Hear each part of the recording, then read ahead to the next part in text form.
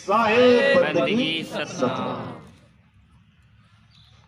तो आज वो शुभ दिन आया है करौली में, जो इस मूल ज्ञान का प्रचार आपके बीच में हो रहा है। क्योंकि साहिब कहते हैं बहुत बड़े भाग होते हैं उन जीवों के जो पूरे जीवन काल में भी एक बार भी इस सत्संग को सुन पाए। पूरी पूरी उम्रें निकल जाती हैं, दशक निकल जाते हैं, सैकड़ों वर्ष निकल जाते हैं, पूरा युग निकल जाता है, लेकिन ये ज्ञान किसी को सुनने को नहीं मिलता। ये ऐसा दिव्य ज्ञान है, ऐसा गुप्त ज्ञान है। लेकिन आज करौली वासियों के भाग जागे हैं जो इस मूल ज्ञान को इस धरातल पे पेश किया जा रहा है। साहिब कहते हैं लाखन में कोई समझ न पई है और कोटि मध्य जानेंगे, कहे कबीर सुनो भाई साधो, हमें बिरले हंस पहचानेंगे। कहते हैं लाखों करोड़ों में से कोई बिरले होते हैं जो मेरे इस ज्ञान को समझ पाते हैं, नहीं तो लोगों को समझ में ही नहीं आता कि बताया क्या जा रहा है। क्योंकि जो कुछ भी आज तक संतों ने बताया है, उन्हें अपनाने के लिए बोला है, उनके ऊपर जो कुछ भी लादा गया है मूल ज्ञान में, वो सब छोड़ने को बोला जाता है। तो उनको बड़ा अजीब लगता है कि ये कैसा ज्ञान है, यहां तो भगवान ही छुड़ा दिए, पूजा क्या करवाएंगे। क्योंकि लोगों ने पत्थर को भगवान मान लिया है, लोगों ने उस परमपिता परमात्मा को एक पत्थर समझ लिया है।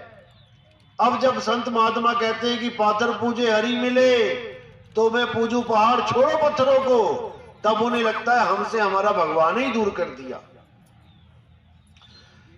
बस इसी को समझना है, किसी से किसी का भगवान दूर हो ही नहीं सकता, कोई कर ही नहीं सकता। दूध से घी को तुम दूर कर ही नहीं सकते। जब दूध से घी बनाओगे तो दूध दूध रहेगा ही नहीं, फिर घी ही घी होगा, अलग नहीं हो सकते। लेकिन समझ में नहीं आ रहा।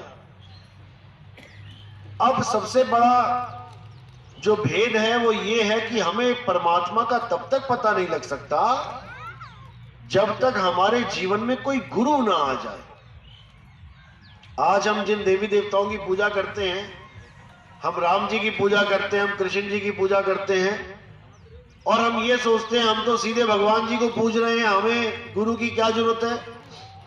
अरे भाई, जिनकी आप पूजा कर रहे हो उन्होंने स्वयं गुरु धारण कर रखे हैं। राम जी ने वशिष्ठ जी को गुरु धारण किया, उनसे ज्ञान प्राप्त किया। कृष्ण जी ने संदीपन जी से ज्ञान प्राप्त किया। जब वो भगवान होके गुरु के अधीन है, तो हमें गुरु की जरूरत क्यों नहीं पड़ रही है। हमें भी गुरु की जरूरत पड़ती है। और साहिब ने तो यहां तक महिमा गा दी गुरु की कि गुरु मेरे सभी बड़े अपनी अपनी ठौर। जिसको जैसा भी गुरु मिला है, धन भाग है उन जीवों के जिन्होंने गुरु धारण किया। चाहे शुरुआत अपनी गली के किसी नुक्कड़ वाले गुरु से क्यों ना की हो, जिसको कोई नहीं जानता, और भले धीरे धीरे करके आज उन गुरु की शरण में चले गए जिनको सारी दुनिया जानती है। धन भाग है वो पहला गुरु भी धन्य है और वो आखिरी गुरु भी धन्य है जो तुम्हें ज्ञान समझा रहा है। कुछ है उसके पास तभी तो वो दे रहा है। जो चीज तुम्हारे पास नहीं है वही तो तुम्हें दे रहा है, तभी तो तुम गुरु धारण कर रहे हो। यानी अपने हिस्से का ज्ञान वो तुम्हें बांट रहा है। उन गुरुओं को भी तुम नतमस्तक हो जाओ। लेकिन उनमें भेद भी बता दिया कि ऐसा नहीं कि आज तुमने कोई गुरु धारण कर लिया, पहला गुरु जीवन में जिसने तुम्हें मूर्ति पूजा या कोई मंत्र साधना दे दी, राम राम जपने को दे दिया, या किसी ने कान में फूंक मार दी, अब तुम कहो कि भाई मेरा तो यही पहला और यही आखिरी गुरु है। तो इसके लिए भी मना किया कबीर साहब ने। वो कहते हैं गुरु मेरे सभी बड़े, अपनी अपनी ठौर, और शब्द विवेकी पारखी सो माथे का मोर। सारे गुरु मेरे लिए पूजनीय हैं, क्योंकि कुछ ना कुछ हमें दे रहे हैं, लेकिन मैंने आगे से आगे बढ़ते जाना है, क्योंकि जो असली नाम है, असली गुरु का शब्द है, जब तक मुझे वो नहीं मिल गया तब तक मेरी ये यात्रा रुकनी नहीं चाहिए।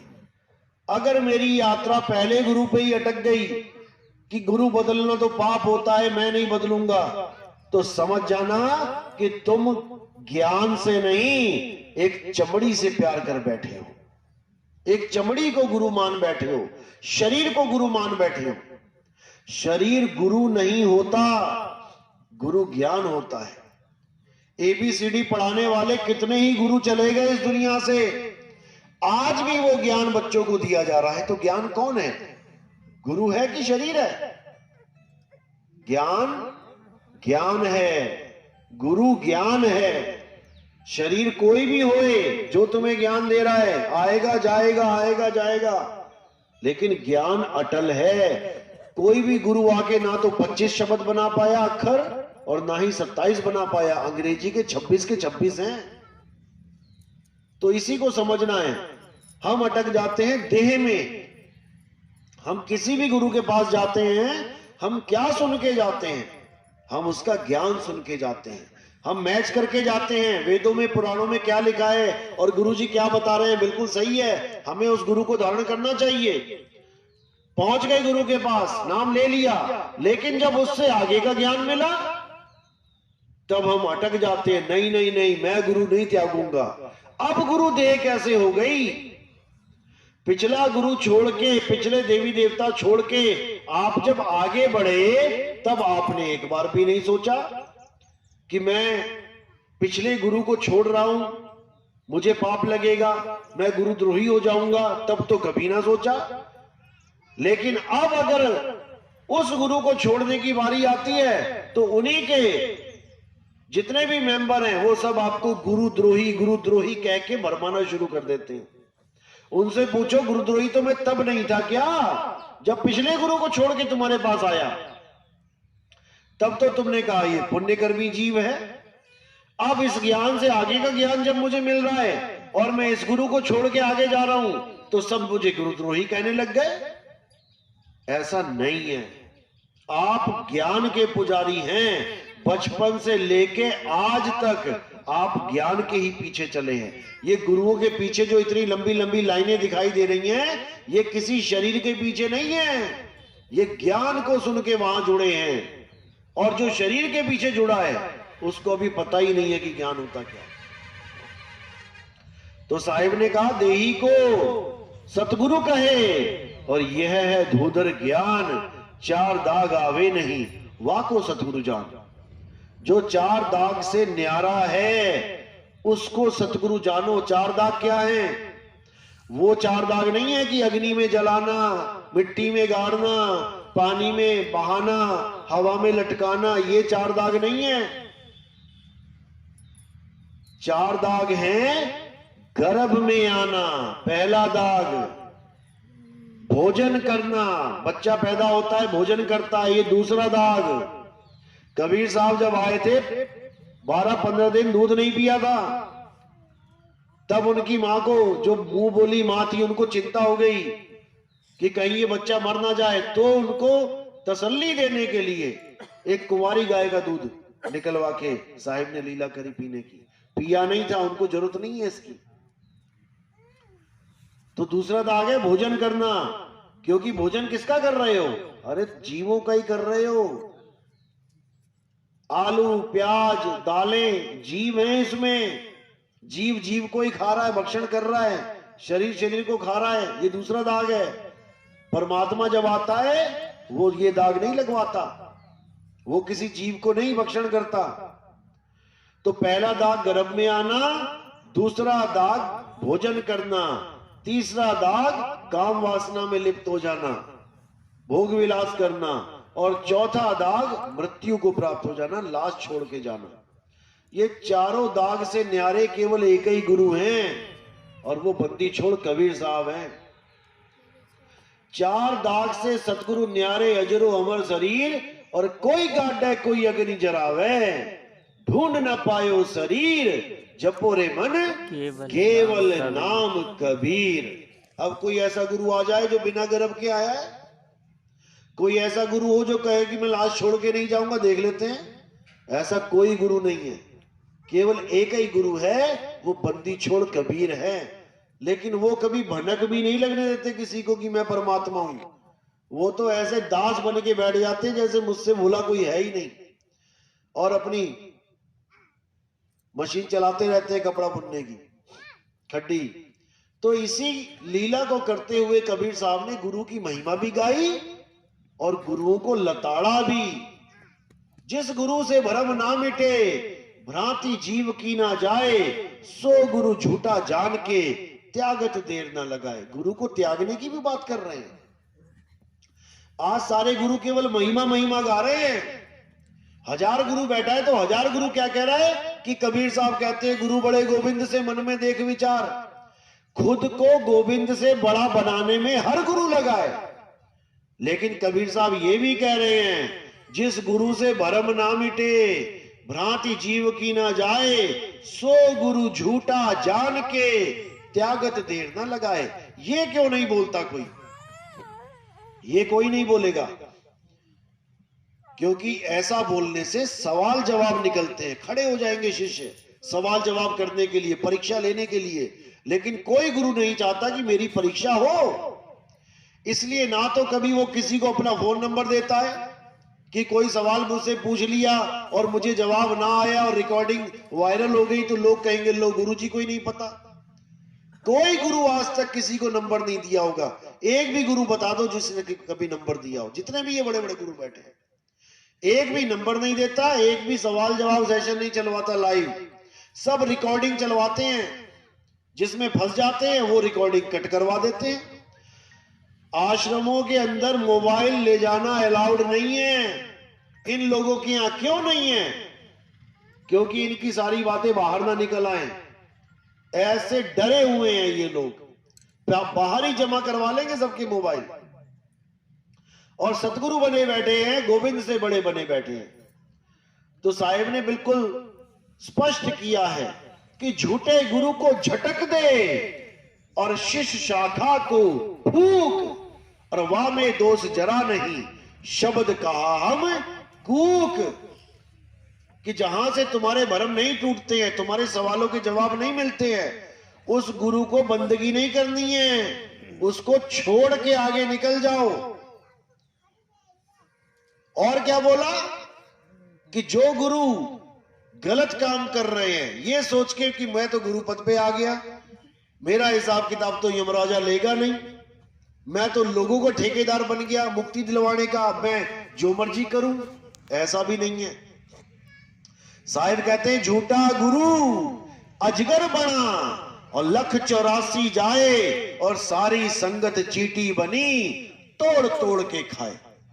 ये भी बाणियां साहिब की हैं, लेकिन ये कोई नहीं सुनाता, कोई भी नहीं बताएगा आपको, क्योंकि उन्होंने केवल गुरु की महिमा गवानी है। क्योंकि गुरु की महिमा मतलब अपनी महिमा, अपनी महिमा गवाना चाहते हैं सारे।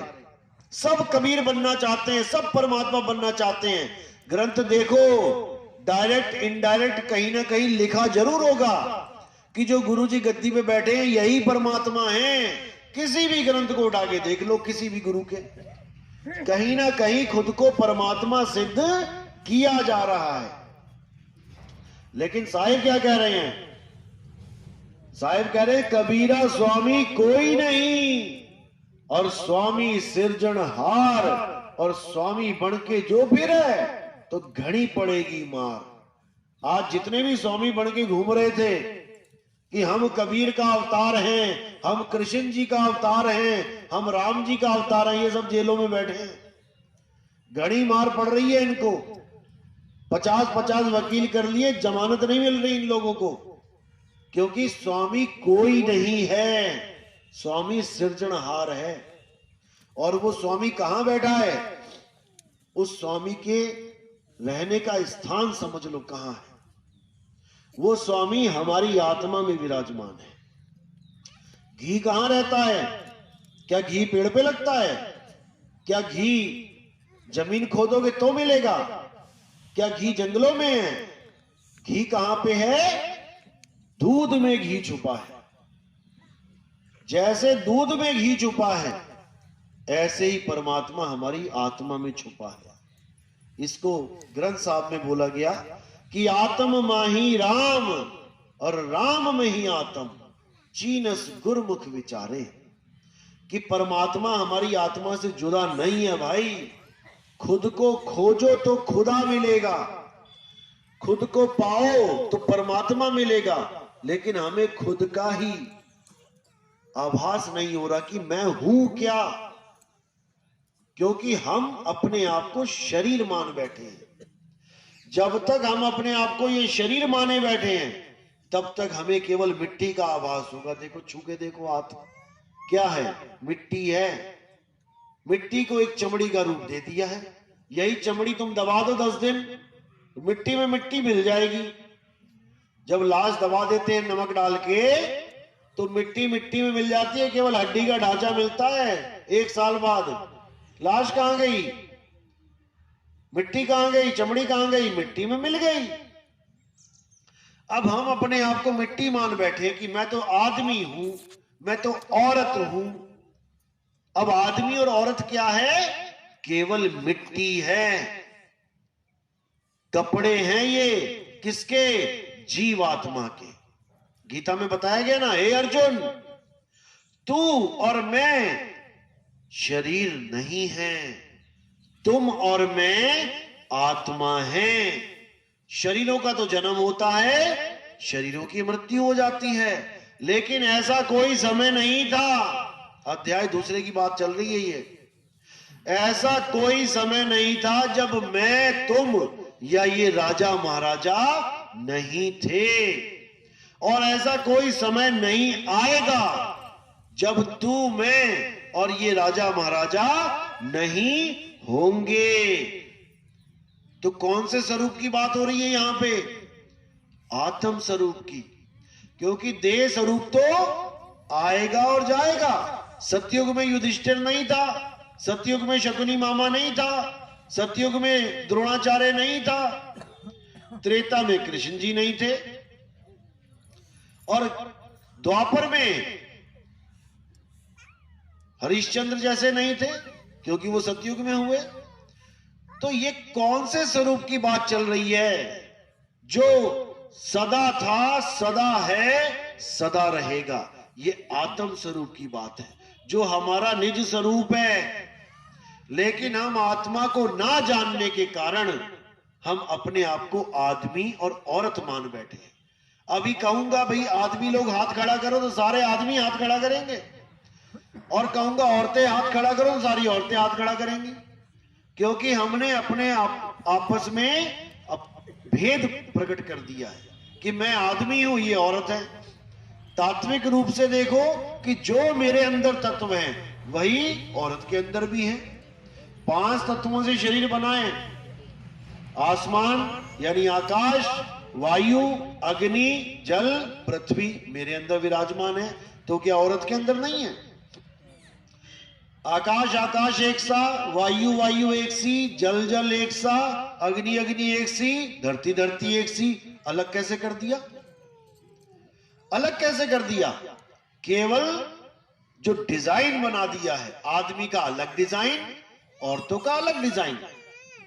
जैसे कपड़े लेने जाते हैं हम लोग, आदमी की जीन्स की डिजाइन अलग, लड़कियों की जीन्स का डिजाइन अलग, आदमियों की जैकेट अलग, औरतों की जैकेट अलग, आदमी का चश्मा अलग, औरतों का चश्मा अलग, जेंट्स का पर्स अलग, लेडीज का पर्स अलग। कपड़ा वही, सामान वही, लेकिन डिजाइन अलग कर दिया। केवल डिजाइन की वजह से हम अपने आप को आदमी और उनको औरत समझ रहे हैं। अब ये कपड़े कहां मिलते हैं? पहनने वाले कपड़े मिलते हैं दुकान में, जाओ मार्केट में।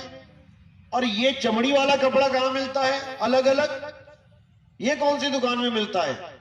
आदमी और औरत रूपी चमड़ा, शरीर कहां मिलता है? ये मां के गर्भ में मिलता है। जिसकी टेस्टिंग करवाने जाते हैं, देखना डॉक्टर साहब लड़का हो गया कि लड़की। अब उस मशीन ने क्या चेक किया केवल कपड़े चेक किए कि लेडीज सूट पहन के आ रही है जीवात्मा की जेंट्स का सूट पहन के आ रही है, कोट पैंट पहन के आ गया ये जीवात्मा तो लड़का है, और सलवार कुर्ता पहन के आ गई तो ये लड़की है। जबकि इन दोनों शरीरों को धारण करने वाला जो जीव है वो ना आदमी है ना औरत है, वो जीवात्मा है, अविनाशी है, ईश्वर अंश, जीव अविनाशी। लेकिन ये अविनाशी अपने आप को समझ ही नहीं पा रहा है, ये अपने आप को आदमी औरत मान के बैठा है, और खुद को तो माना अपने भगवान को भी आदमी औरत बना डाला, विष्णु जी को आदमी बना डाला। आदमी क्या है? आदमी एक चोला है, मनुष्य चोला। चोला क्या होता है? चोला किसे कहते हैं?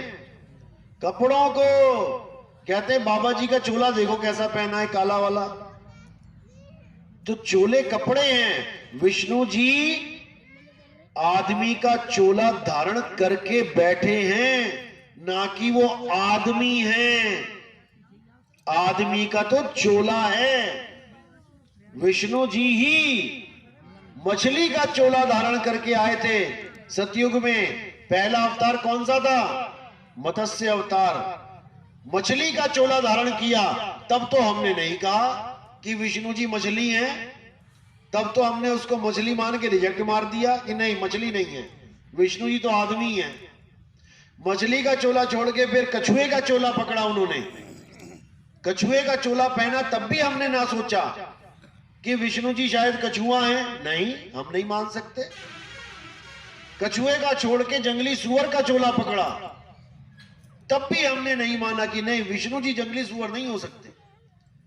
उसके बाद नरसिंह अवतार का आधा आदमी आधा जानवर, वो भी हमने नहीं माना कि ये विष्णु जी का असली चोला है। उसको भी हम केवल एक अवतार मानते रहे कि कुछ समय के लिए ये चोला धारण किया है। लेकिन जो परमानेंट चोला बना दिया हमने, वो आदमी का बना दिया कि विष्णु जी का नाम लेते ही आदमी का रूप सामने आ जाए तो हम समझते हैं हाँ यही विष्णु जी है। अरे भाई, ये भी चोला है, ये भी कपड़े हैं। ये कपड़े पहने किसने हैं उसको जानना है। केवल आदमी नहीं है विष्णु जी। जब देवताओं ने समुद्र मंथन किया और उसमें से अमृत को निकाला गया, और जब राक्षस ने अमृत पीना चाहा तो कौन सा अवतार लिया? वहां पे क्या बन के दिखाया? स्त्री बन गए। एक औरत का रूप लेके उन्होंने सुदर्शन चक्र से गला काट दिया। तो कोई ना बोले कि विष्णु जी औरत हैं। जब शिव जी शंकर जी के पीछे भस्मासुर भागा भस्म करने के लिए, तो कौन सा अवतार लिया? तब भी मोहिनी रूप लिया, औरत का रूप लिया। तब भी कोई ना बोलता कि विष्णु जी औरत हैं। विष्णु जी को आदमी बना रखा है और लक्ष्मी जी को औरत बना रखा है। जबकि ना विष्णु जी औरत आदमी है, ना लक्ष्मी औरत आदमी है। ये तो केवल चोले हैं, कपड़े पहन रखे हैं इन्होंने। इसी प्रकार ना राम जी आदमी औरत हैं, ना सीता आदमी औरत हैं। दोनों जीव आत्मा हैं। जब तक हमें यह ज्ञान समझ में नहीं आया कि हम एक आत्मा हैं, तब तक आत्म ज्ञान की ABCD भी किसी को नहीं पता लग सकती। और कबीर साहब का इस दुनिया में आने का एक ही मकसद था। यहां वो मंत्र जपवाने नहीं आए थे कि तुम मंत्र जपना शुरू कर दो, ना वो यहां पर मूर्ति पूजा करवाने आए थे कि तुम ब्रह्मा विष्णु महेश की मूर्तियां हटा दो और कबीर साहब के कैलेंडर बना के पूजने लग जाओ। ये भी काम नहीं करवाया कबीर साहब ने कभी। कबीर साहब यहां पे तुम्हें तुम्हारा स्वरूप बताने आए थे कि तुम हो क्या, तुम एक आत्मा हो। यही ज्ञान वो देने आए थे। और आत्मा का ज्ञान देने का मतलब होता है आत्म ज्ञान।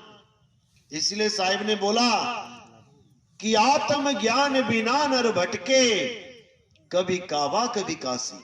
उन्होंने ये नहीं बोला कि मंत्र ज्ञान बिना नर भटके या तीर्थ ज्ञान बिना नर भटके। ये काम नहीं था कबीर साहब का। वो तो तंत्र मंत्र के खिलाफ थे। अरे तंत्र मंत्र सब झूठ है, इनमें ना उलझे कोई, और सार शब्द जाने बिना कागा हंस ना होए। सार शब्द जाने बिना कागा हंस ना होए, ये स्वरूप ज्ञान है। क्योंकि कागा को हंसा बनाना है, यानी स्वरूप को बदलना है। कैसे बदलेंगे? अभी ये जीव रूप में कागा बना बैठा है, दुनिया भर के विकार लेके बैठा है, कौवा बना बैठा है। और जब ये बंदगी करके जीव से पीव अवस्था में आएगा, तब ये हंस बन जाएगा। इसी को साहिब ने बोला कि कोटि तो ब्रह्मा भय और कोटि भय ईश, साहिब तेरी बंदगी से जीव होए जगदीश। तो जब ये जगदीश रूप में आ जाएगा, यानी अब अपने निज ज्ञान में, निज नाम में आ जाएगा, आत्म ज्ञान में आ जाएगा, अब ये विकारों से दूर हो जाएगा, तब जाके ये हंसा बनेगा। जब तक इसे सतनाम नहीं मिलेगा, ये हंसा बन ही नहीं सकता। सतनाम कोई मंत्र नहीं है कि आज सतनाम के नाम पे कोई ओम सोम जपवा रहा है, कोई कह रहा है सोहम सोम जप लो सतनाम है, कोई सतनाम सतनाम ही जपवाई जा रहा है। सतनाम, ये सतनाम नहीं है। कबीर साहब क्या कहते हैं? अरे सतनाम कोई नाम नहीं, यह है आपन रूप, और जो जाने इस भेद को पावे आप स्वरूप। सतनाम तुम्हारा स्वरूप है, सतनाम तुम्हारा निज नाम है। अरे 3 गुणों की भक्ति में भूल पड़ा संसार, कहे कबीर निज नाम बिन कैसे लागे पार। मैं अपने नाम के बिना पार नहीं हो सकता। निज नाम मेरा नाम। तुम्हें खुद को जानना पड़ेगा पहले कि तुम क्या हो। तुम ये शरीर नहीं हो, शरीर तो छोड़ के जाना है एक दिन। किसी की मां मर गई, लाश पड़ी हुई है, फिर भी वो कह रही है मां मुझे छोड़ के चली गई। चली कहां गई? ये पड़ी तो है मां। इसी को आज तक मामा मामा कर रहे थे, मेरी मां की आंखें, मेरी मां के कान, मेरी मां के बाल। ये लाश पड़ी है, अब कह रहे मां मुझे छोड़ के चली गई। तो जो गया, क्या उसको देखा कि वो कौन था? जो चला गया उसके स्वरूप को जानते हो वो क्या था? कोई नहीं जानता। उसी को समझना है कि कौन थी इस शरीर में जो मेरी हर बात का जवाब दे रही थी।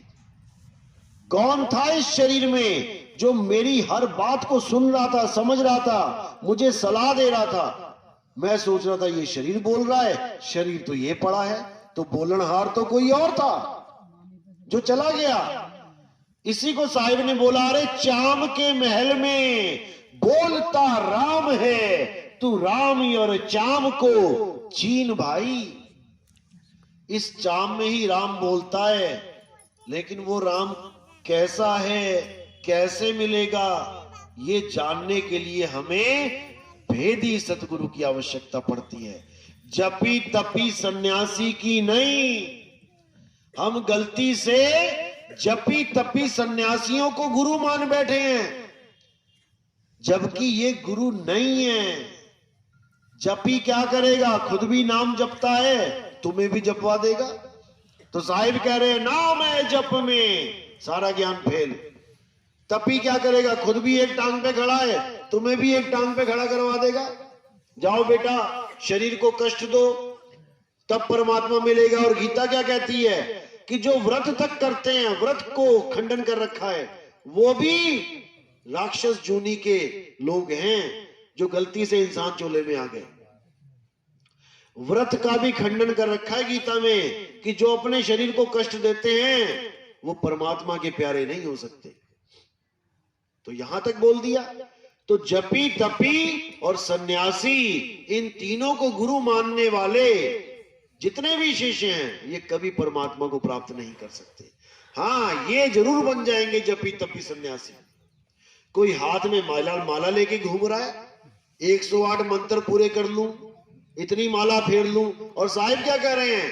अरे माला तो कर में फिरे और जीव फिरे मुख माही, और मनवा दसहु दिसी फिरे, ये तो सिमरन नाही। तो कहां चली गई तुम्हारी माला? जो कबीर साहब ने मना किया, इन नकली कबीर पंथियों ने वही चीज पकड़ा दी। साहिब कह रहे हैं मोको कहां ढूंढे रे बंदे, मैं तो तेरे पास में। और ये नकली कबीर पंथी कहते हैं कि वो सतलोक में बैठा है, 16 संख्य योजन दूर बैठा है। और साहिब चीख चीख के कह रहे हैं मैं तो तेरे पास में हूं। अब इनसे पूछो भैया पास कौन सी जगह है, तो कभी ना बता पाएंगे ये लोग, क्योंकि इनको पास का पता ही नहीं है कि पास होता क्या है। कितनी पास है परमात्मा, अरे ज्यों तिलमाही तेल है और ज्यों चकमक में आग, तेरा साईं तुझ में है, जाग सके तो जाग। अब बताओ कौन से सतलोक में कुर्सी लगा के बैठा है वो? सतलोक का मतलब होता है हमारा निज स्वरूप, आत्म स्वरूप, जो सत्य है, जिसका कभी कोई नाश नहीं कर सकता। गीता में भी बताया गया, लेकिन इनको मोतियाबिंद हुआ पड़ा है, इनको दिखता ही नहीं है। वहां साफ बोला, हे अर्जुन, इस दुनिया में 2 प्रकार के तत्व हैं, एक है असत्य और एक है सत्य। असत्य तो सब शरीरों को जानो, जो आते हैं जाते हैं, बनते हैं बिगड़ते हैं, लेकिन जो सत्य है वो कभी आता जाता नहीं है, वो बनता बिगड़ता नहीं है। ये सत्य आत्मा है, बिल्कुल क्लियर लिखा है। और ये सत्य जो है अचल है, ये चलता नहीं है। अध्याय 2 24वां श्लोक, हे अर्जुन, आत्मा अचल है। जीव को आत्मा मत मान लेना गलती से।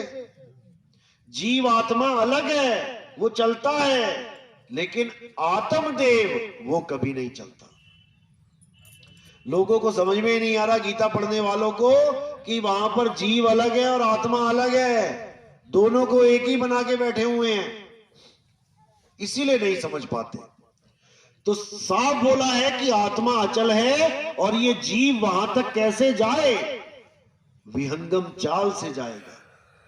गरीबदास जी कहते हैं, और आप लोग सुनते भी होंगे, सतगुरु के लक्षण कहूं अचल विहंगम चाल, और हम अमरापुर ले गए ज्ञान सबद सरघाल। कि जब मुझे गुरु मिला, सतगुरु मिला, तो उसके लक्षण बताता हूं मैं तुम्हें क्या होते हैं। वो ये नहीं होता कि पहले गुदा चक्र से शुरुआत करी, फिर स्वाद चक्र में लेके आया, फिर नाभि तक लेके आया, फिर हृदय में लेके गया। ये लक्षण नहीं है कि ऐसा गुरु मिल गया पहले नाभि में चलना है, नाभि से अकल कला में लेके जाएगा, त्रिकुटी से 4 उंगल ऊपर, फिर और आगे लेके जाएगा। ये वो नहीं है, ये सब भरमजाल वाले हैं। क्योंकि वहां पर केवल और केवल विहंगम चाल से जाया जा सकता है, यानी निराधार भक्ति। संतों सार शब्द निराधारा, जो सार शब्द है यानी जो परमात्मा है वो निराधार है, वो किसी के आधार पे नहीं है। जैसे आपकी छत दीवारों के आधार पे है, दीवारें हटा दो छत गिर पड़ेगी। ऐसे नहीं है वो कि पौड़ी पौड़ी पौड़ी चढ़ के तुम आसमान पे, इस पे चढ़ जाओ छत पे। वहां तो विहंगम चाल से जाते हैं, पक्षी की तरह। पक्षी कभी किसी का सहारा लेके नहीं जाता, वो सीधा विहंगम चाल पकड़ता है। इसी को साहिब ने बोला है कि बहुत से गुरु मिलेंगे तुम्हें जगत में, कोई नाभि पे ध्यान लगवा के कहेगा कि यहां से तुम्हारी शुरुआत होगी, धीरे धीरे करके आगे बढ़ोगे। कोई गुदा चक्कर से स्टार्ट कर देगा, मूल चक्कर से, गणेश जी के स्थान से, कोई कहीं से स्टार्ट कर देगा। बिल्कुल नहीं, ये लक्षण सतगुरु का है ही नहीं, ये चाल सतगुरु की है ही नहीं। सतगुरु की चाल क्या है? शब्द विहंगम चाल हमारी, कहे कबीर सतगुर दैतारी। अरे खुले कपाट शब्द झनकारी, पिंड यंड के पार सो देश हमारा है, कर नैनो दीदार महल में प्यारा है। अगर विहंगम चाल वाला गुरु मिल गया तब तो समझो कल्याण हो गया। नहीं तो ये गुरु ऐसे मिलेंगे जो तुम्हें आधार वाली भक्ति करवा देंगे और तुम इसी काल जाल में रह जाओगे, बचने वाले नहीं हो। क्योंकि निराधार भक्ति केवल और केवल कबीर साहब की देन है। नहीं तो आज तक यही कुछ करते आ रहे थे सारे जोगी जप्पी तप्पी सन्यासी। तो इसीलिए कबीर साहब कह रहे हैं कि 3 गुणों की भक्ति में भूल पड़ा संसार, और कहे कबीर निज नाम बिन कैसे लागो पार। निज नाम, तुम्हें अपने आप को जानना है पहले, किसी लोक में नहीं जाना। साहिब कह रहे ना कहीं आना ना कहीं जाना, आपे में आप समाना, तुम्हें खुद में समाना है। सतलोक, अलखलोक, अगमलोक, अनामी लोक, ये पर्यायवाची शब्द हैं। अकल कला, जैसे बोला जाता है अकल कला, अखंड शब्द, अनाम, ये सब पर्यायवाची शब्द हैं। एक महात्मा अकल कला को पता नहीं कौन सी कला बना दी, उसने कहता है एक कमल खिला हुआ उसको अकल कला कहते हैं। अरे शब्दार्थ देखो, अकल का शब्द अर्थ देखो क्या लिखा है। जब हम डिक्शनरी में अकल का मतलब खोजते हैं तो वहां पर आ जाता है अखंडित। अकल का मतलब होता है अखंडित, जो कभी खंडे ही ना हो। और उसको कमल बना के पेश कर दिया एक महात्मा ने यूट्यूब पे।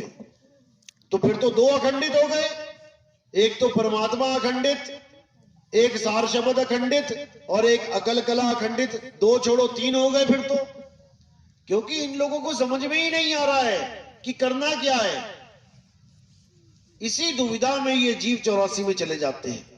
लेकिन आने वाले सत्संगों में इसका पूरा खुलासा करेंगे। तो साहिब कह रहे हैं ये अलख, अगम, अनामी, ये सब पर्यायवाची हैं, सत्य के ही पर्यायवाची हैं। सत्य लोक यानी ऐसा लोक जो सत्य है, जिसका नाश नहीं होता। अलख, उस लोक को कोई लख नहीं सकता, इन आंखों से नहीं लखा जा सकता। अगम, उस लोक तक कोई पहुंच नहीं सकता, इन पैरों से नहीं पहुंच सकते। अनाम, यानी उसका कोई नाम नहीं है, वो लिखा नहीं जा सकता। अलेख, वो 52 अक्षरों से परे है। निअक्षर, तो ये सारे पर्यायवाची नाम है।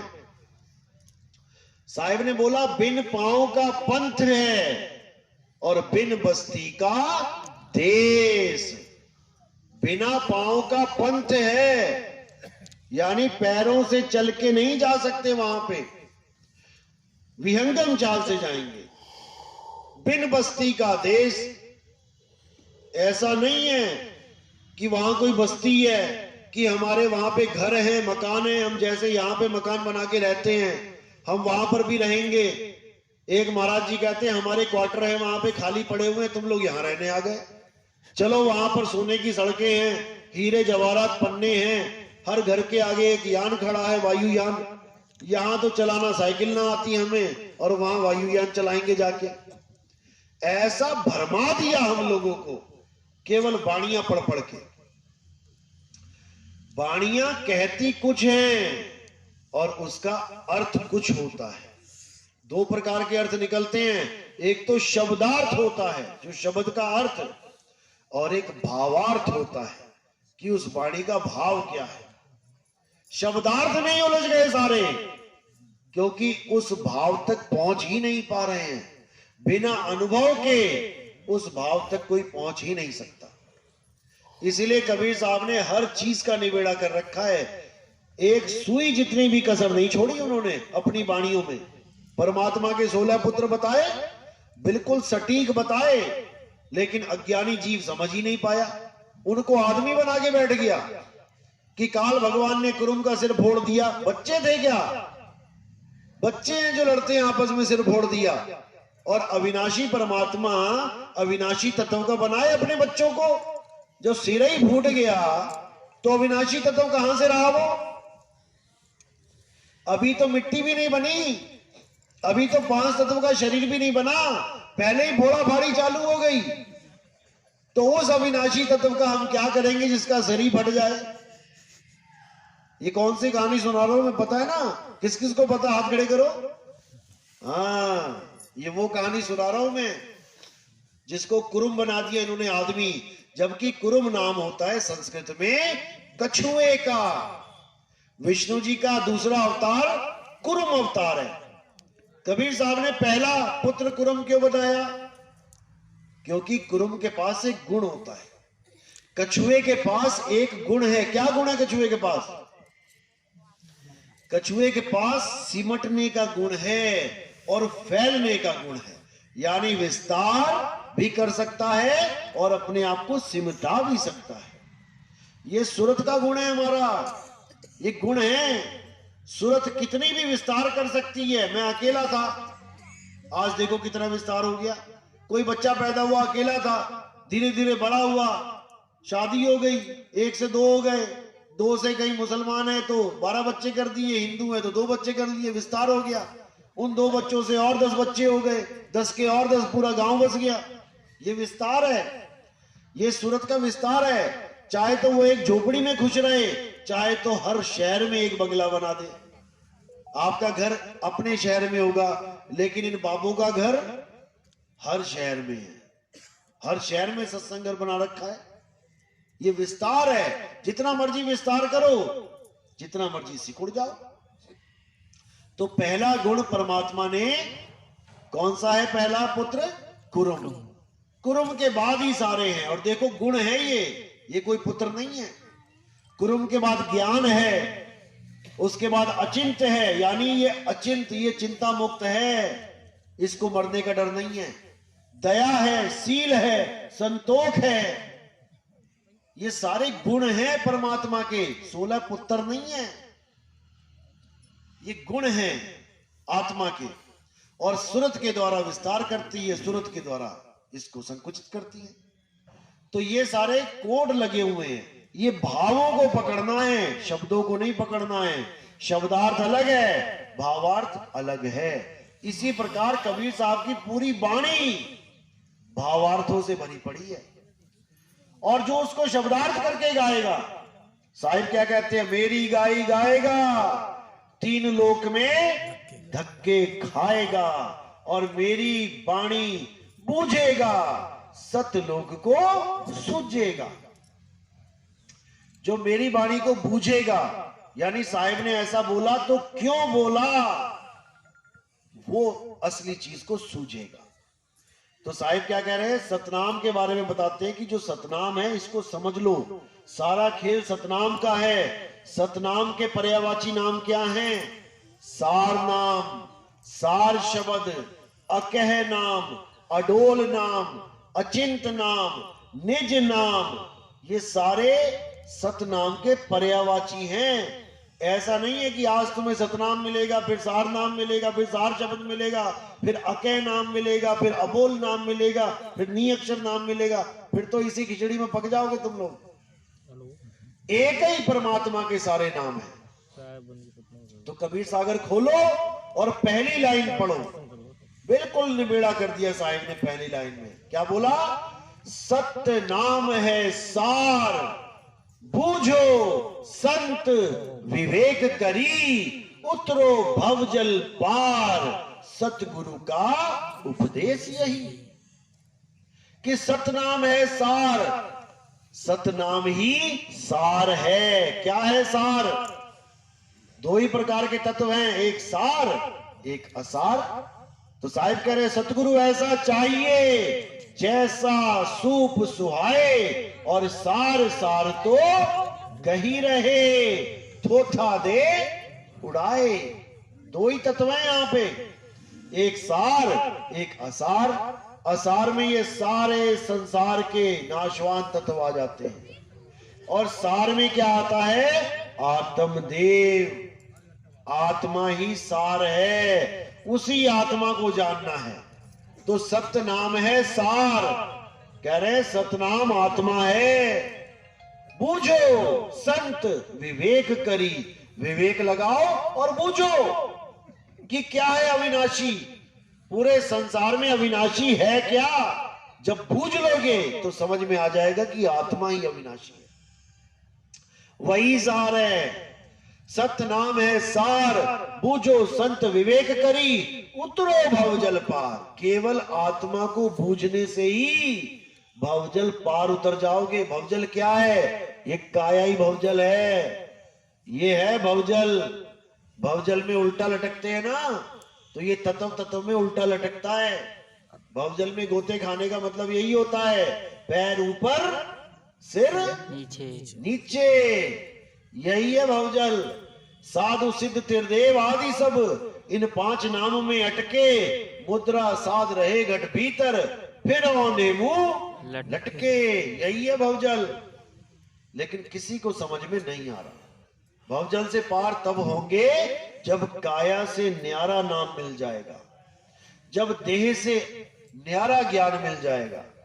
देही ज्ञान सब जगत बखाने, विदेही ज्ञान कोई बिरला जाने। क्या है विदेह? विदेह है आत्मा। देह का विलोम अर्थ है विदेह, जैसे देश का विलोम अर्थ है विदेश। लेकिन अज्ञानी जीवों ने विदेह का अर्थ क्या कर दिया? विशेष देह। बताओ, विशेष कौन सी देह आ गई भाई? देह तो देह है। विदेह का मतलब होता है आत्मा। जैसे जनक विदेही, जनक जी की स्टोरी पढ़ो, उनको विदेही क्यों बोला गया? क्योंकि उन्होंने ये माना कि हम शरीर नहीं, हम आत्मा हैं, इसलिए उनको विदेही बोला गया। और इसी प्रकार इस देही से जुड़े सारे नाम, इस देही से उत्पन्न सारे नाम देही नाम कहलाते हैं, देही शब्द कहलाते हैं। लेकिन आत्मा रूपी जो शब्द है वो विदेह कहलाता है। जिसको साहिब ने कहा शब्द शब्द सब कोई कहे। हर गुरु आज कह रहा है हमसे शब्द ले लो, हमसे शब्द ले लो। और दे क्या रहे हैं? ये काया से पैदा होने वाले शब्द, इस मुंह से निकलने वाले शब्द। अगर किसी गुरु की जुबान काट दी जाए तो उसका सारा धंधा चौपट हो जाएगा। ना बेचारा कुछ बोल पाएगा, शब्द दे पाएगा, ना चेला ले पाएगा। अब गूंगा तुम्हें शब्द क्या देगा? करेगा क्या? जानोगे क्या बोल दिया उसने? ये जितने गुरु तुम्हें शब्द दे रहे हैं इस जीव की वजह से। तो साहिब क्या कह रहे हैं? अरे 52 अक्षर जीव आधारा, आदि अक्षर जीभ्या से न्यारा। वाही को सत सिमरण कहिए, सिमर सिमर नर उतरो पारा। कर दिया निबेड़ा कि 52 अक्षरों को जोड़ जोड़ के जो शब्द देते हैं वो जीभ का खेल है। जीभ के अलावा बताओ तुम्हारे पास कौन सा शब्द है? तो साहिब कह रहे हैं होठ कंठ लागे नहीं, जीबा नहीं उच्चार, और गुप्त वस्तु जो लखे सो निज हंस हमार। एक बहरा भी तुम्हें भूली हुई वस्तु की तरफ इशारा कर सकता है। तुम्हारा पर्स गिर गया बस में, तुम ढूंढ रहे हो कहां है, सामने गूंगा बैठा है, वो इशारा कर देगा नीचे देख, उंगली का इशारा देखती तुम्हें ज्ञान हो जाएगा बिना बोले। क्योंकि वहां पे वस्तु का खेल है सारा। हमारी वस्तु खोई हुई है, कोई नाम मंत्र नहीं खो गए, भूल गए तुम कोई मंत्र। वस्तु कहीं ढूंढे कहीं, कैसे लागे हाथ, और गुप्त वस्तु तब मिले, भेदी लीजे साथ। भेदी लीना साथ में, दीनी वस्तु लखाए। अरे कोटि जन्म का पंथ था, पल में पहुंचा जाए। उस वस्तु का लखाव कराने वाला गुरु हमें मिल गया तो समझो पल में पता लग जाएगा कि परमात्मा है कहां, जो हमारे पास है। लेकिन वो है कहां? काया में नहीं है, नहीं प्राण में। लोग प्राणों में ढूंढ रहे हैं परमात्मा को कि श्वासों में परमात्मा छुपा हुआ है। अरे नहीं प्राण में, नहीं पिंड में, इस काया में भी नहीं है। इस काया में तो जीव है जिसके कारण ये काया चल रही है, परमात्मा की वजह से नहीं, जीव की वजह से। कह रहे नहीं प्राण में, नहीं पिंड में, और ना ब्रह्मांड आकाश में। कई लोग आकाश में दिखा देते हैं परमात्मा को, 2 हाथ खोल खोल के, एक हाथ ऊपर किया एक नीचे किया, बीच में गैप दिखा दिया, वैक्यूम, उसी को कह दिया यही परमात्मा है। और लाखों करोड़ों लोग मान के भी बैठ गए कि यही परमात्मा है। हैरानी होती है। तो साहिब कह रहे हैं, नहीं प्राण में, नहीं पिंड में, ना ब्रह्मांड आकाश में, और खोजी होए तुरंत मिल जाऊं एक पल की तलाश में। कहे कबीर सुनो भाई साधो, मैं तो हूं विश्वास में। यानी गुरु के द्वारा जब तुमने पूरा ज्ञान समझ लिया, वाणियों से मैच करा लिया कि हमारा रास्ता सही है कि नहीं, उसके बाद तुमने कुछ विचार नहीं करना है। रास्ता सही है, मंजिल मिलेगी, आज नहीं तो कल मिलेगी, बस तुम लगातार चलते चले जाओ। 50 लीटर दूध उबालना हो, आज गैस जलाई तुमने तो क्या 2 मिनट में उबल जाएगा? कितनी देर तुम्हें बैठना पड़ेगा, बैठे बैठे बोर भी हो जाओगी, कहूं झपकी भी लग जाए, सो ही जाओ दूध गर्म करती करती। लेकिन वो गर्म हो रहा है, तुम्हें उबलता हुआ नहीं दिखाई देगा, वो हो रहा है। और जब वो उबाला आएगा तो एकदम ही आएगा। देखा होगा आपने, कितनी देर बैठे रहो दूध उबालने हुए, तब नहीं उबलेगा।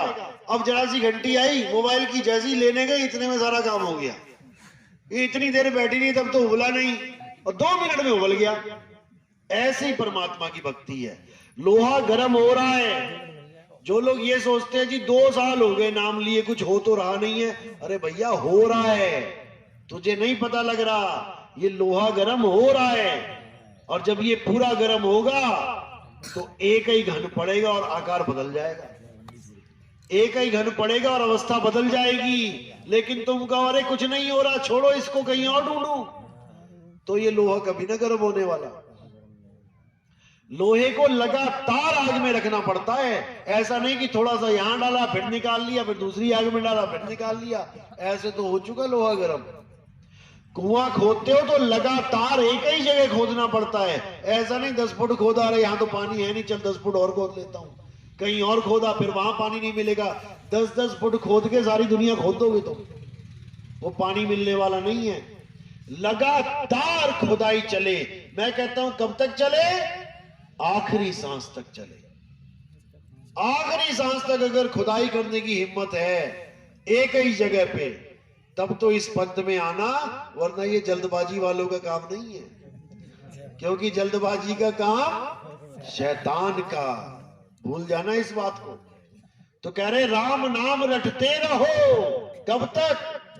जब तक घट में प्राण है। हिम्मत है, हिम्मत हाँ जी, आखिरी दम तक परमात्मा पे विश्वास करने का अगर है, तब तो आना भैया, वरना बदनामी मत कराना कि हम भी नितिन दास के पास गए थे, 2 साल बाद हम भी गुरु ढूंढते फिर रहे हैं, हमें तो कुछ हुआ ही नहीं। ऐसे बंदे नहीं चाहिए हमें। कह रहे राम नाम रटते रहो जब लग घट में प्राण, और कब हूं दीन दयाल के भनक पड़ेगी कान। क्या बहरा है क्या? वो क्या बहरा है जो आज नहीं सुन पा रहा है, कल ही सुनेगा? वो भी परीक्षा लेता है भाई तुम्हारी, कि देखे तो सही कुछ विवेक बुद्धि है कि नहीं।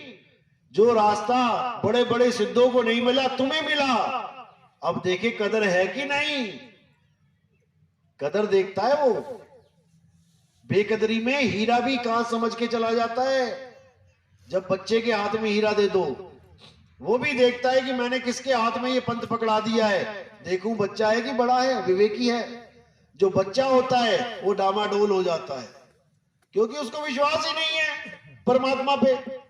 वो कह रहे खोजी हो तुरंत मिल जाओ एक पल की तलाश में। अगर एक पल में परमात्मा मिल जाए तो फिर ये लाइन बोलने की जरूरत क्या है कि कहे कबीर सुनो भाई साधो मैं तो विश्वास में। जब परमात्मा मिल ही गया तो मैं विश्वास करूं ना करूं, मतलब क्या उसका? एक पल की तलाश में तुम्हें भेद पता लगता है कि मेरा परमात्मा है कहां। और उसके बाद क्या करना होता है? अरे सूरत बसी संसार में, तासे पड़ गई दूर, सूरत बाग स्थिर करो, 8 पहर हुजूर। कब तक करनी है? 8 पहर तो करनी है। कब तक? अंतिम सांस, आखिरी सांस तक। अगर तुम्हारे अंदर इतना हौसला है कि मैं आखिरी सांस तक पूरे विश्वास के साथ ये भक्ति करने के लिए तैयार हूं, तब तो भैया आना, वरना फालतू भीड़ मत बढ़ाना। साहिब कहते हैं द्वार धनी के पड़े रहो, धक्का धनी का खाओ। है हिम्मत धक्का खाने की? 1 साल धक्का खाया, 2 साल धक्का खाया, मन डगमगाया, 30 साल धक्का खाया, दरई छोड़ के भाग गया। ऐसा चेला नहीं चाहिए भाई। कहते हैं द्वार धनी के पड़े रहो, धक्का धनी का खाओ, और कबहू धनी निवाजी हैं, जो दर छाड़ना जाओ। अगर ये सिरसाटे की भक्ति है, अगर इतना दम है तुम में कि मैंने तो अपना सिर काट के गुरु के दरवाजे पे रख दिया है, अब तारे चाहे डुबाए उसकी मर्जी है, तब तो आना, अदरवाइज आने की कोई जरूरत नहीं है। जहां लगे हो लगे रहो, जब मालिक दया करेंगे खुद ही विवेक बढ़ा देंगे। लेकिन जल्दबाजी में मत आना कि वहां कुछ नहीं मिला, यहाँ 2 साल में 3 साल में कुछ नहीं मिला। ये भक्ति नहीं है हमारे यहाँ। हमारे यहाँ ऐसी है कि धीरे धीरे रे मना और धीरे सब कुछ होए, माली सींचे 100 घड़ा, ऋतु आए फल हो। तुम्हारा बच्चा तुम्हारे साथ रहता है, 20 साल तक तुम्हारे साथ रहता है, 50 साल तक तुम्हारे साथ रहता है, क्या तुम उसको रोज घटता बढ़ता देख सकते हो? क्या तुम पहचान सकते हो कि सुबह कैसा था मेरा बच्चा और शाम को कैसा है? तुम्हें एक सा ही लगता है। इतने साल बीत जाते तुम्हें वैसा ही लगता है, तुम्हें पता भी नहीं लगता कि वो रोज बदल रहा है, हर पल उसका चेहरा बदल रहा है। ये कब समझ में आता है? जब कोई रिश्तेदार आता है 5 साल बाद, वो कहता है अरे भैया ये तो बहुत बड़ा हो गया। तुम कहोगे कहां, वैसा क्या वैसा ही है। तुम्हें वैसा का वैसा ही लग रहा है, क्योंकि तुम्हें नहीं समझ में आ रहा कि इस गति कितनी स्लो है।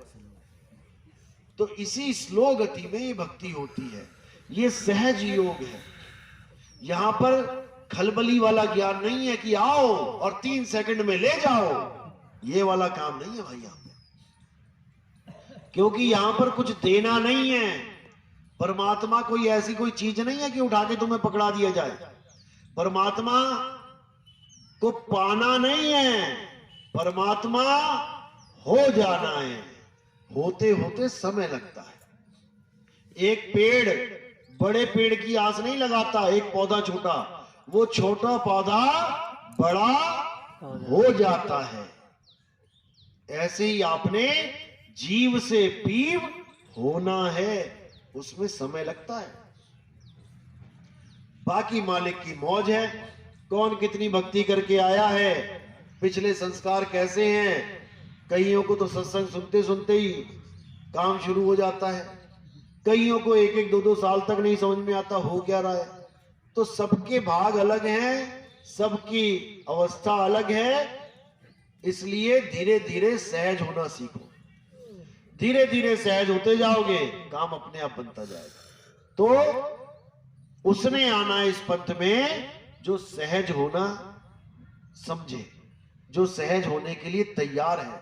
सहज होने का मतलब है खलबली छोड़ दो, जब होगा तब ही होगा, ना तुम्हारे करने से होगा ना मेरे करने से होगा। जब मालिक की मौज होगी तभी होगा। तेरा पाना मीठा लागे, चाहे आज कर दे चाहे अंत समय में कर देना भाई, हम तो तेरे हैं। अगर ये अवस्था है तब तो नाम दीक्षा लो, वरना अभी वही करो जो आप कर रहे हो। कोई जल्दबाजी नहीं है किसी भी प्रकार की। ये तो सहज योग है। धीरे धीरे वाला काम यहां पर होगा, एकदम वाला काम यहां नहीं होगा। तो आज का सत्संग यही समाप्त करते हैं। कोई सवाल है किसी भगत का? क्योंकि जल्दी सवाल जवाब होता नहीं है गुरुओं के पास, लेकिन बहुत से लोग होते हैं जो शंका मन में होती है, वो शंका समाधान कर सकते हैं। किसी का कोई सवाल है वो हाथ खड़ा कर सकता है। हाँ जी बोलो। मेरा सवाल यह गुरु जी, जैसे कोई अंधा गूंगा और बहरा है तो वो इस भेद को कैसे जान पाएगा? पहले ये समझ लो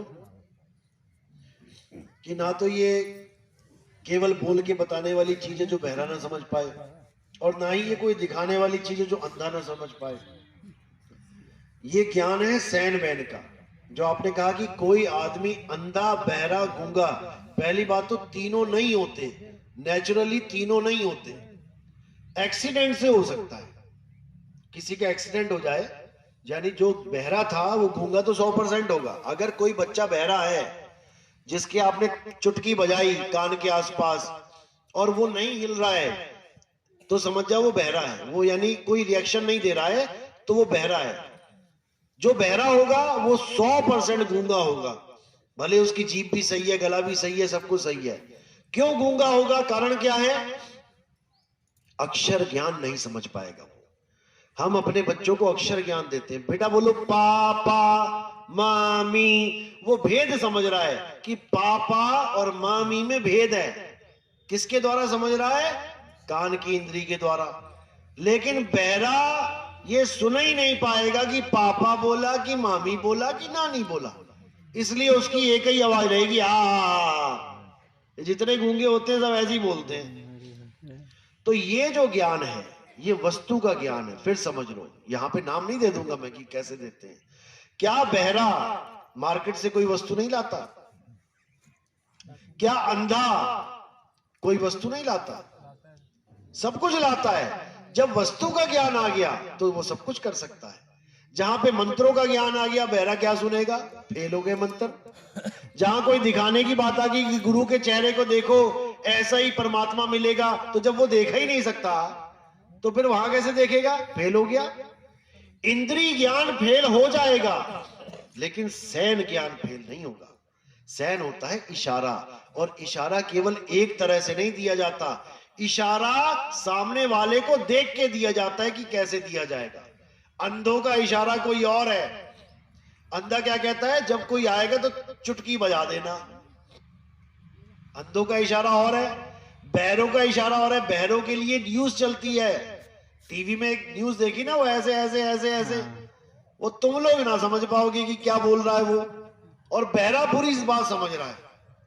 तो सबका ज्ञान अलग अलग तरह का होता है। जब कोई अंधा बहरा आता है तो उसको हम जो ज्ञान देते हैं अलग तरीके से देते हैं। एक आम आदमी को अलग तरीके से मिलेगा, अंधे बहरे को अलग तरीके से मिलेगा। मिलना वही है, सैन वही चलेगी। वो जब मिलता है तब समझ में आता है। चलो, और कोई सवाल? कोई भी मन में सवाल हो पूछ सकते हो। आपके एक सवाल से हजारों लाखों लोगों को जवाब मिल जाता है। कोई भक्ति के ऊपर, पुरानी भक्ति करते थे, उसमें कोई सवाल है? आप पूछो, कोई सवाल आप पूछो, पूछो। पुराने हो साहब, जो बताया गया है कि बूंद समाई समुद्र में, हाँ, सबको क्या बात है। और समुद्र समाना बूंद में जानत बिरला कोई। बिल्कुल, ये इशारा कहां की तरफ है? देखो, कहते बूंद समाना समुद्र में जानत है सब कोई। यानी अभी कोई कहे कि भाई बारिश हो रही है और सारी बूंदें समुद्र में समा गई, समझ में आ जाता है कि हाँ ठीक है, छोटी छोटी बूंदें थी, बड़े से समुद्र में समा गई। अब साहिब कह रहे समुद्र समाना बूंद में और बूझे बिरला कोई। अब ये क्या कहानी चल पड़ी? समुद्र बूंद में कैसे समाएगा? ये है आत्मज्ञान की तरफ इशारा। तुम्हारी आत्मा में वो पूर्ण परमात्मा बसता है। बूंद रूपी आत्मा में पूरा परमात्मा समा गया। इसको अनुभव के द्वारा जाना जाता है, अनुभव के द्वारा। तो ये वाणी यहां संकेत करती है कि परमात्मा को ढूंढने के लिए बूंद को कहीं जाने की जरूरत नहीं है। उस बूंद में ही परमात्मा बैठा है। बस उस बूंद का तुम्हें पता तो लगे कि वो है कहां। खुद का पता नहीं लग रहा है और सारी दुनिया का पता लेके बैठे हो। बालाजी वहां है और सिद्ध मंदिर वहां है और वो वहां है, वो वहां है, सारी दुनिया का पता करके बैठे हो, लेकिन खुद की आत्मा का पता नहीं। इसीलिए मंदिर, मस्जिद, गुरुद्वारे और मक्का मदीना वालों को कबीर साहब ने भटकती हुई आत्मा बोल दिया। आत्म ज्ञान बिना नर भटके। वो तो जा रहे हैं श्रद्धा से तीर्थ यात्रा पूरी करने, और कबीर साहब कह रहे हैं कहां जा रहे हो? भटकने। क्योंकि जिस हरि को तुम पाना चाहते हो, जिस माता को तुम पाना चाहते हो, जिस देवी देवताओं को तुम पाना चाहते हो, वो तुम्हारे घट में विराजमान है। कैसे विराजमान है अभी खुलासा करते हैं। ये जो काया है ये केवल काया नहीं है, इसको हरि मंदिर बोला गया है। शंकर जी कौन से मंदिर के आगे खड़े हैं हाथ जोड़ के? क्या कर रहे हैं शंकर जी? शंकर जी भी भक्ति करते हैं। यह मत सोचना कि भगवान भक्ति नहीं कर रहे। शंकर जी भक्ति करते हैं। कैसे करते हैं? हिमालय पे क्या कर रहे हैं वो? आंखें बंद करके समाधि में लीन है। अब वो महादेव हैं, देवों के देव हैं, सबसे बड़े भगवान हैं, तो वो किसकी साधना कर रहे हैं भाई? उनसे बड़ा कौन है? किस किस को पता है कि शंकर जी से बड़ा कौन है? हाथ खड़े करो। बिल्कुल बड़ा है कोई ना कोई, तभी तो वो साधना कर रहे हैं। वरना साधना की क्या जरूरत है? भगवान को क्या साधना करनी? भगवान की साधना करें सारे। ये जो काया है ये बड़ी सिस्टमिक वे से बनाई गई है। आज गणेश जी को मनाते हैं, प्रथमे गणेश मनाऊं। कोई भी मंदिर है, प्रोग्राम चलेगा, भजन मंडली आएगी, सबसे पहले गणेश मनाएगी। जब गणेश जी पैदा नहीं हुए थे तब किसको मनाते थे? जब गणेश जी पैदा नहीं हुए तब किसको मनाते? ये सब सांकेतिक ज्ञान है। ये हमारी काया है। हर मंदिर, इसी काया में गणेश जी भी हैं, ब्रह्मा जी भी हैं, विष्णु जी भी हैं, शंकर जी भी हैं, आदि शक्ति दुर्गा भी है और अलख निरंजन भी हैं। लेकिन कहां हैं? कैसे मिले? हमारे शरीर में चक्र होते हैं, चक्रास। सबसे नीचे हमारा जो चक्र होता है वो मूलाधार चक्र होता है। मूलाधार चक्र होता है जहां से हम लैट्रिन करते हैं। वहां पर जो चक्र है उसको मूल चक्र गणेश जी का वास कहते हैं। उसका कार्य क्या होता है? फाटक को बंद करना और खोलना। देव गणेश जहां रूपा थानो, वहां पे थाना लगा रखा है। सबसे पहले गणेश जी की पूजा इसलिए होती है क्योंकि चाहे किसी भी धर्म का आदमी क्यों ना हो, हिंदू हो, मुसलमान हो, सिख हो, ईसाई हो, सबसे पहले वो गणेश को मनाएगा। कैसे मनाएगा? सुबह उठते ही कहां भागते हैं सारे? गणेश जी को मनाने के लिए भागते हैं। चाहे हिंदू हो, चाहे मुसलमान, चाहे सिख हो, चाहे ईसाई, सबसे पहले गणेश की मनाएगा, नहीं तो काम खराब है। अब इस गणेश जी से ऊपर थोड़ा सा उठते हैं तो वहां पर हमारा स्वाद चक्र होता है। आप इंटरनेट पे देख सकते हैं हमारे शरीर में कमल कितने हैं। ये कमलों की बात कर रहा हूं मैं। तो गणेश जी के ऊपर ब्रह्मा जी का वास है, जहां हमारा लिंग चक्र है, स्वाद चक्र कहते हैं।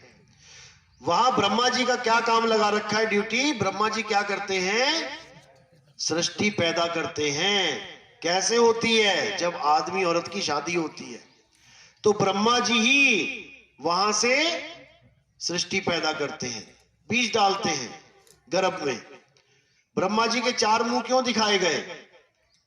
क्योंकि ब्रह्मा जी चारों तरफ से, हर तरफ केवल ब्रह्मा जी ही सृष्टि कर रहे हैं। 5वां सिर था, क्यों फोड़ा गया ब्रह्मा जी का? क्योंकि चेतना ऊपर की तरफ जाती है तो काम का नाश हो जाता है। जब ये चेतना ऊपर की तरफ जाती है, ब्रह्मा जी जब 5वां सिर हुआ था ना ब्रह्मा जी का, तब उसका नाश कर दिया गया। किसने किया था? भोले शंकर ने किया था। और 4 सिर क्यों निकले थे? ब्रह्मा जी की एक पुत्री थी संध्या, शिव महापुराण पढ़ो। जब संध्या को पैदा किया तो कामदेव ने ब्रह्मा जी के तीर मार दिया। ब्रह्मा जी कामदेव के तीर से इतने ज्यादा उनकी हालत खराब हो गई कि अपनी ही पुत्री के साथ विवाह करने के लिए भागने लगे। वो दाएं भागी तो दाएं भागे, वो बाएं भागी तो बाएं सिर निकल आया, वो आगे भागी तो आगे सिर निकल आया, वो पीछे भागी तो पीछे सिर निकल आया। चारों दिशाओं में सिर निकल गए। जब वो ऊपर को भागी तब ब्रह्मा जी का जब 5वां सिर निकला तो शंकर जी ने त्रिशूल से उस सिर को फोड़ दिया। ये संकेत क्या है? कि काम वासना चारों तरफ तो रहेगी, लेकिन जब सूरत ऊपर की तरफ चलेगी तो काम वासना खत्म हो जाती है। ब्रह्मा जी का काम है सृष्टि में बीज डालना। उसके ऊपर विष्णु जी का वास है। विष्णु जी कहां है? हमारे नाभि में। जो हमारी धुन्नी है, नाभि में जो छेद होता है, यहां पे, वहां विष्णु जी का वास है। उसका क्या काम है विष्णु जी का? जो ब्रह्मा जी ने पैदा किया, जैसा भी पैदा किया, हिंदू, मुसलमान, सिख, ईसाई, कोई भी, उसको मां के द्वारा एक पाइप के साथ जोड़ देना।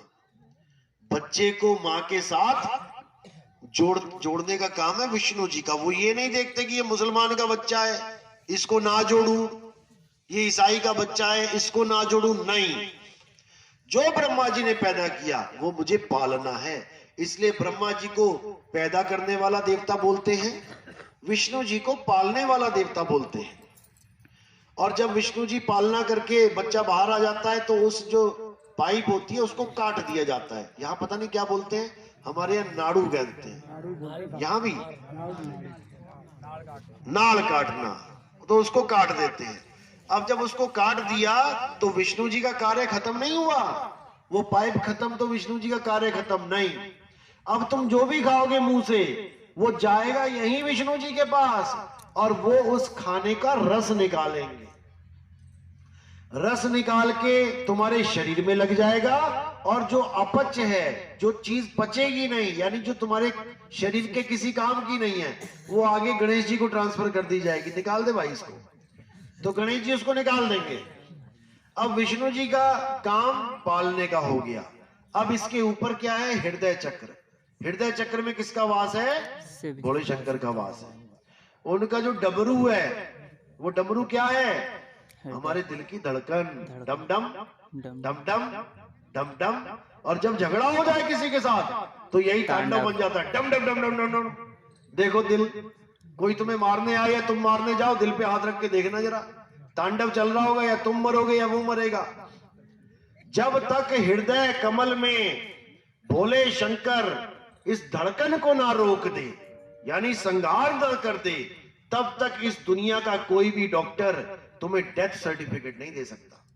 तुम्हारे शरीर के सारे अंग काम करना बंद हो जाए, कोमा में चले जाओ तुम, दिमाग तक बंद हो जाए, अगर धड़कन चल रही है ईसीजी में तो तुम्हें डेथ सर्टिफिकेट नहीं मिल सकता, क्योंकि शंकर जी ने संहार किया ही नहीं। अब शंकर जी ने संहार कर दिया तब तो मिल जाएगा डेथ सर्टिफिकेट, नहीं तो अभी जीवित है, अभी और जिलाओ इसको। इसके ऊपर क्या है, कंठ चक्र। यहां पर कौन है, माया का वास है। यहां आदि शक्ति दुर्गा, जिसको हम सावित्री भी कह देते हैं,